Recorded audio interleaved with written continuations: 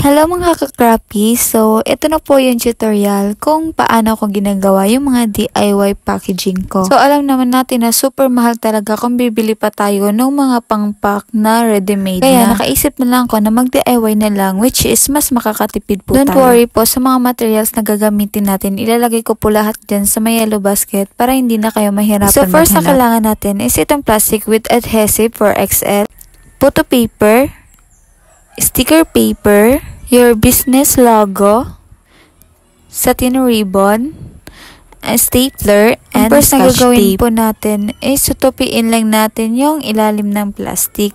Tignan nyo na lang po sa video kung paano ko tinupi. Para kang bubuo ng pinatriangle na shape. Tapos itutupi mo lang pailalim. Mas maganda ding sukatin nyo po para magkapantay ang magkabilang gilid. Nakadepende din kasi po yan kung gaano kalaki yung items na ipapak nyo. Bubuo lang po tayo dito ng pina-square shape para mas maganda tignan yung base ng packaging natin. Then, sketch tape lang din po pala yung ginagamit kong pandikit dito. So, ganyan nyo lang didikitin. Then, magiging ganito na po yung result. Then, after that is, ang next natin gagamitin is yung photo paper na po. At hahatiin nyo lang din po ito sa gitna. Depende kung gaano kalaki yung items na ilalagay nyo sa ginawa nating pang-package kanina. So, dito po sa akin is 2 cm lang po yung ginupit ko. Then, after that is, pwede nyo na po siyang ilagay doon sa plastic na ginawa natin kanina. Mas maganda din po kasing may ganito para hindi magkatupi-tupi yung plastic natin. Pwede din kayo gumamit ng mga illustration board, cardboard, depende na lang po sa inyo. The next po is,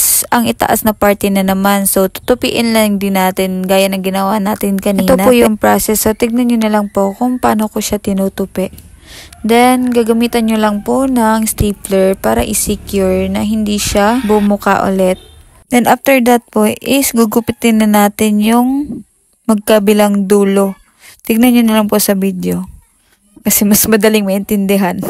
Then, after nyo pong gupitin yung mga plastic sa gilid is tatanggalin na natin yung nakadikit sa may adhesive para ma-seal na natin. So, after that po is, mag-proceed na po tayo sa sling. So, sa paggawa naman po ng sling is, nakadepende po sa inyo kung gaano kataas yung gusto nyo. So, tutupiin nyo lang din.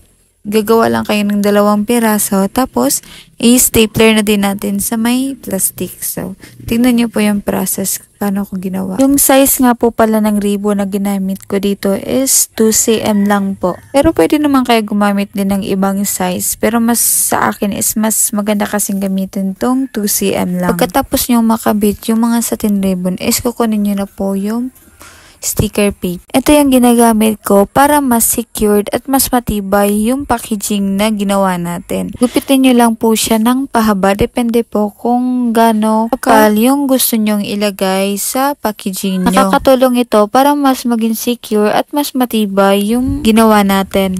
Pag nakuha nyo na po yung exact measurement ng gusto nyo, is tanggalin nyo na lang po yung papel na nasa likod para dumikit na yung sticker paper. Harap likod nyo pong lalagyan ng sticker paper yung packaging nyo para hindi makita yung mga stapler na ginamit natin kanina.